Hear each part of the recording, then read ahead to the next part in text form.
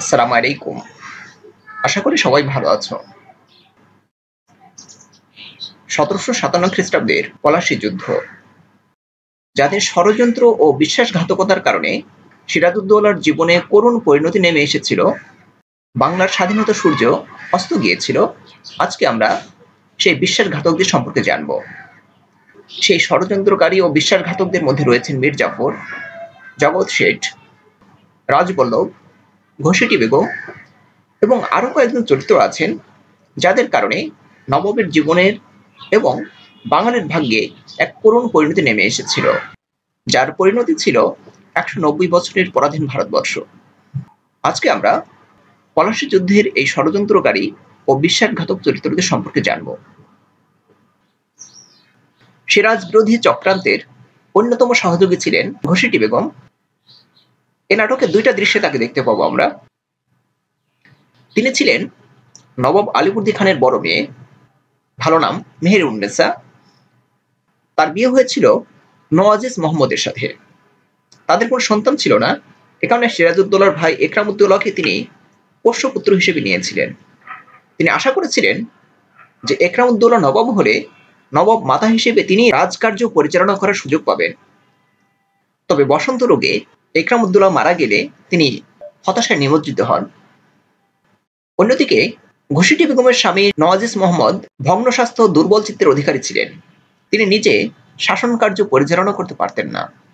এ কারণে শাসন কার্য পরিচালনা করতেন তার সেনাপতি হোসেন কুলি খাঁ। এই হোসেন কুলি খাঁর সঙ্গে ঘসেটি বেগমের অনৈতিক সম্পর্ক ছিল বলে অনুমান করা হয়। আর এ কারণে আলীবর্দী খানের নির্দেশে সিরাজউদ্দৌলা হোসেন কুলি খাঁকে হত্যা করেন। আমরা সিরাজউদ্দৌলা নাটকে এই হোসেন কুলি খাঁকে হত্যার প্রসঙ্গটা দেখব। এই যে হত্যা করা হলো, ঘসেটি বেগম এই হত্যাকাণ্ডকে কখনোই মেনে নিতে পারেননি। এই হত্যাকাণ্ড, সিরাজের নবাব হওয়া, শওকত জংয়ের বিরোধিতা করা, এ সকল কারণে ঘসেটি বেগম নবাব সিরাজউদ্দৌলার প্রতি ছিলেন প্রতিশোধ পরায়ণ। এ কারণে ঘসেটি বেগম রাজবল্লভের সঙ্গে ষড়যন্ত্র করে সিরাজকে সিংহাসনচ্যুত করতে চেয়েছিলেন। আমরা একটু আগে রাজবল্লভের বাড়ি দেখেছি। ষড়যন্ত্র করতে গিয়ে রাজবল্লভের ওই বাড়িতে ঘসেটি বেগম ৭ রাত কাটিয়েছিলেন বলে ইতিহাসে উল্লেখ রয়েছে। তবে সিরাজউদ্দৌলা এই ষড়যন্ত্রের কথা জেনে যান এবং ঘসেটি বেগমকে বন্দী করেন এবং তার সমস্ত টাকা কড়ি, গয়নাগাড়ি সব বাজেয়াপ্ত করে দেন। আমরা সিরাজউদ্দৌলা নাটকে এই প্রসঙ্গটা দেখব।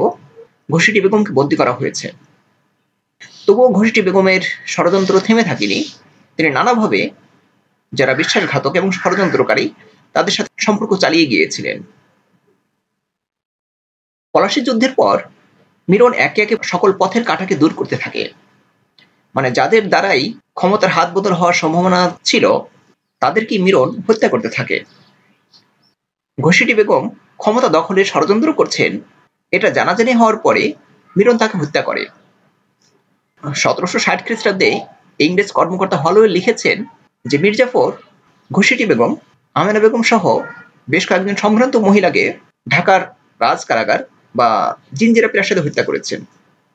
যদিও প্রচলিত মত হলো তাদেরকে বুড়িগঙ্গা শীতলক্ষার ওই সন্ধিস্থলে নৌকা ডুবিয়ে মারা হয়েছে। এটাই প্রচলিত মত, তবে প্রকৃত সত্য এখনো জানা যায়নি। সিরাজউদ্দৌলা নাটকে রায় দুর্লভেরও গুরুত্বপূর্ণ ভূমিকা রয়েছে।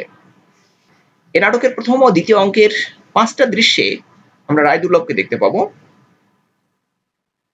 রায় দুর্লভ ছিলেন রাজা জানকী রামের ছেলে। ১৭৪১ খ্রিস্টাব্দে তিনি উড়িষ্যার পেশকার নিযুক্ত হন এবং পরে উড়িষ্যার দেওয়ানি লাভ করেন। ১৭৪৫ খ্রিস্টাব্দে তিনি উড়িষ্যার নায়েবে নাজিম নিযুক্ত হন বা প্রাদেশিক শাসনকর্তা হন। একই বছর তিনি মারাঠাদের হাতে বন্দী হয়েছিলেন। ৩ লক্ষ টাকা মুক্তিপণ প্রদান করে তিনি মুক্তি লাভ করেন এবং মুর্শিদাবাদে চলে আসেন। এরপর নবাব আলীবর্দীর আনুকূল্য লাভ করেন এবং এরপরে এসে নবাব আলীবর্দীর সেনাবাহিনীর সেনানায়কের পদমর্যাদা লাভ করেন। তবে সিরাজউদ্দৌলার সঙ্গে তার সম্পর্ক ভালো ছিল না, এজন্য নবাব তাকে পদোন্নতি প্রদান করেননি। আর এ কারণে রায় দুর্লভ সিরাজউদ্দৌলার উপরে ক্ষুব্ধ হন এবং অন্যান্য বিশ্বাসঘাতকদের সঙ্গে জোটবদ্ধ হন আর ইংরেজদের সঙ্গে গোপন ষড়যন্ত্রে লিপ্ত হন। এই নাটকে একটা চুক্তি হয়েছিল, সেখানে নবাব সিরাজউদ্দৌলার সঙ্গে বিশ্বাসঘাতকতা করলে রায়দুর্লভকে পদোন্নতি দেওয়া হবে, এরকম একটা প্রতিশ্রুতি দেওয়া হয়েছিল। আমরা সিরাজউদ্দৌলা নাটকের দ্বিতীয় অঙ্কের তৃতীয় দৃশ্যে দেখব যে রায়দুর্লভকে সিপাহ সালার পদ প্রদানের প্রতিশ্রুতি দেওয়া হচ্ছে। এ কারণেই পলাশীর যুদ্ধে মীর জাফর ও রায়দুর্লভ অন্যায়ভাবে নবাব সিরাজকে যুদ্ধ বন্ধ করার পরামর্শ দেন, আর সিরাজউদ্দৌলা তাদের কুপরামর্শে যুদ্ধ বন্ধ করে দেন। ফলে ক্লাইভের সৈন্যরা প্রায় বিনা যুদ্ধে জয়লাভ করে। পলাশীর যুদ্ধের পরে বিশ্বাসঘাতক সুখে শান্তিতে বসবাস করতে পারেননি। মীর জাফর নবাব হওয়ার পর তার পুত্র মিরন রায়দুর্লভের বিরুদ্ধে অর্থ আত্মসাতের অভিযোগ আনয়ন করেন এবং তাকে মৃত্যুদণ্ডে দণ্ডিত করা হয়। ইংরেজদের হস্তক্ষেপে তিনি রক্ষা পান এবং কলকাতায় পালিয়ে যান, কারণ কলকাতা তখন ইংরেজদের অধীনে ছিল, এবং নিঃস্ব ও সর্বশান্ত অবস্থায় তার বাকি জীবন অতিবাহিত হয়েছে। সিরাজউদ্দৌলা নাটকের একটা গুরুত্বপূর্ণ চরিত্র উমিচাঁদ। তিনি লাহোরের অধিবাসী। বাংলাপিডিয়ার সূত্র অনুসারে তাকে আগ্রার অধিবাসী বলা হয়েছে। সিরাজউদ্দৌলা নাটকের 4টা দৃশ্যে আমরা উমিচাঁদকে দেখব। উমিচাঁদ 18 শতকের দ্বিতীয় দশকে বাংলায় এসেছিলেন এবং এসে প্রথমে তিনি গোমস্তার কাজ করতেন।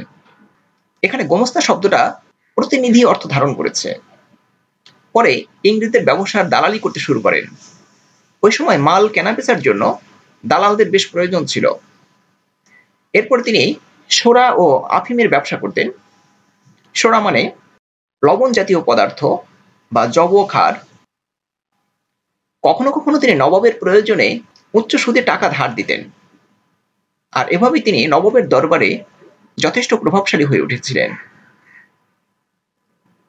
টাকা পয়সা মালিক হওয়ার পরে এবং অভিজাত মহলের সঙ্গে তার যোগাযোগের ফলে আলীবর্দী খাঁ এবং পরবর্তীকালে সিরাজউদ্দৌলার ঘনিষ্ঠ বিশ্বাসভাজনে তিনি পরিণত হন।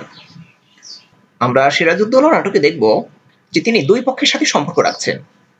এই নাটকে মধ্যস্থতাকারী হিসেবে তার গুরুত্বপূর্ণ ভূমিকা দেখব। উমিচাঁদ বড় ধুরন্ধর ব্যক্তি ছিলেন। ইংরেজদের কথা নবাবের কাছে আর নবাবের কথা ইংরেজের কাছে বলে দুপক্ষের সঙ্গে সম্পর্ক রাখলেন। তার বিশ্বাসঘাতকতার কারণে গভর্নর রজার ড্রেক তাকে একবার বন্দী করে ফোর্ট উইলিয়ামে রেখে দিয়েছিলেন। আমরা নাটকের প্রথম অঙ্কের প্রথম দৃশ্যেই এটা দেখব যে উমিচাঁদকে বন্দী করে রাখা হয়েছে।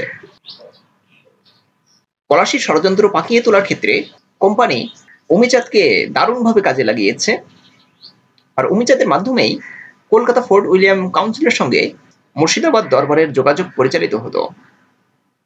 উমিচাঁদ নবাব বিরোধী চক্রান্তের গুরুত্বপূর্ণ সহযোগী ছিলেন। ইংরেজদের সঙ্গে যে 15 দফা গোপন চুক্তি হয় তাতে উমিচাঁদ গোঁ ধরিয়ে লিখিয়ে নিয়েছিলেন যে ইংরেজরা পলাশী যুদ্ধে জয়ী হলে তাকে 20 লক্ষ টাকা দেবে। তবে ক্লাইভ ছিলেন কূটকৌশলী। তিনি একটা জাল দলিল, একটা আসল দলিল, দুইটা দলিল করেছিলেন। সাদা দলিল বা মূল দলিলটা ছিল ক্লাইভের কাছে, সেটাতে উমিচাঁদের কোনো পাওনার কথা উল্লেখ ছিল না। যুদ্ধ জয়ের পরে উমিচাঁদ ক্লাইভের এই চালাকি বুঝতে পেরেছিলেন এবং টাকার শোকে তিনি মানসিক ভারসাম্য হারিয়ে ফেলেছিলেন। 1767 খ্রিস্টাব্দে মৃত্যুর আগ পর্যন্ত তিনি পাগল অবস্থায় পথে প্রান্তরে ঘুরে বেরিয়েছেন। ভারতবর্ষের পরাধীনতার জন্য উমিচাঁদের বিশ্বাসঘাতকতা ও ষড়যন্ত্র অনেকাংশে দায়ী। এ নাটকে আমরা মানিকচাঁদকে দেখব, যিনি ছিলেন নবাবের অন্যতম সেনাপতি। নবাবের গোমস্তা হিসেবে তার কর্মজীবন শুরু হয়। গোমস্তা বলতে যে কর্মচারী খাজনা আদায় করে। পরে আলীবর্দীর সুনজরে পড়েছিলেন তিনি এবং সেরেস্তাদার হয়েছিলেন। সিরাজউদ্দৌলা নাটকের প্রথম দৃশ্যে মানিকচাঁদকে আমরা দেখব, এবং কলকাতা দখল করার পরে কলকাতার নাম যখন আলীনগর করা হয় তখন নবাব সিরাজউদ্দৌলা মানিকচাঁদকে কলকাতার গভর্নর করেছিলেন। তবে গভর্নর হওয়ার পর থেকে তিনি বিশ্বাসঘাতকতা শুরু করেন। ইংরেজদেরকে নানাভাবে সহযোগিতা করেছেন টাকার বিনিময়ে। ক্লাইভ মাদ্রাজ থেকে কলকাতায় এসে মানিকচাঁদকে কৃতজ্ঞতা পত্র লিখেছিলেন। একসময় নবাব সিরাজউদ্দৌলা মানিকচাঁদকে কলকাতার সোনাদানা লুট করে কুক্ষিগত করে রাখার অপরাধে বন্দী করেছিলেন এবং 10 লক্ষ টাকা জরিমানা দিয়ে তিনি মুক্তি পেয়েছিলেন। মানিকচাঁদের বিরুদ্ধে অভিযোগ রয়েছে যে তিনি ক্লাইভের সঙ্গে যুদ্ধ না করে কলকাতা ছেড়ে হুগলি পলায়ন করেছিলেন। এবং পলাশী যুদ্ধের পূর্বে ক্লাইভকে বিনা বাধায় মুর্শিদাবাদের দিকে অগ্রসর হতে দিয়েছিলেন। এ নাটকের কৃতজ্ঞ চরিত্র হিসেবে দেখব আমরা মোহাম্মদী বেগকে। ইনি সিরাজউদ্দৌলার হত্যাকারী। সিরাজউদ্দৌলার পরাজয়ের পরে যখন তিনি পাটনার দিকে যাত্রা করেছেন, তখন মীর দাউদের হাতে সিরাজউদ্দৌলা সপরিবার বন্দী হন। এরপরে মিলনের আহ্বানে মোহাম্মদী বেগ মাত্র 10,000 টাকার বিনিময়ে সিরাজউদ্দৌলাকে হত্যা করতে রাজি হয়। অথচ সিরাজউদ্দৌলার পিতা মির্জা জয়নুদ্দিন অনাথ বালক মোহাম্মদী বেগকে আদর যত্নে মানুষ করেছিলেন। সেই মোহাম্মদী বেগ টাকার লোভে অত্যন্ত নিষ্ঠুরভাবে পিটিয়ে সিরাজউদ্দৌলাকে হত্যা করে। 2রা জুলাই দিবাগত রাত। সিরাজউদ্দৌলাকে হত্যাকাণ্ডের তারিখ কোনো কোনো বইতে 2রা জুলাই দেখানো হয়েছে। আসলে 2 জুলাই দিবাগত রাত হবে। সিরাজউদ্দৌলার মৃত্যুর দিন 3রা জুলাই, এটাই শুদ্ধ, এটাই ইতিহাস সম্মত। 2 জুলাই দিবাগত রাতে সিরাজউদ্দৌলাকে হত্যা করা হয়েছে। সিরাজউদ্দৌলা হত্যার মধ্য দিয়ে বাঙালির তথা ভারতবাসীর জীবনে এক নতুন অধ্যায় শুরু হয়। ব্রিটিশের পদতলে 190 বছর কাটানোর পর বাঙালি আবার মুক্তির স্বাদ পায়। আজকের মতো আমরা এখানে শেষ করলাম। পরবর্তী পর্বে আমরা দেখব সিরাজের বিরুদ্ধে ষড়যন্ত্রে রবার্ট ক্লাইভ, ওয়াটসন এদের ভূমিকা কি ছিল, অর্থাৎ কার ভূমিকা কতটা নিকৃষ্ট ছিল, সেটা আগামী পর্বে দেখব। সেই পর্ব দেখার আমন্ত্রণ রইল। তোমরা ভালো থেকো। আগামী পর্বে দেখা হবে ইনশাআল্লাহ। আসসালামু আলাইকুম।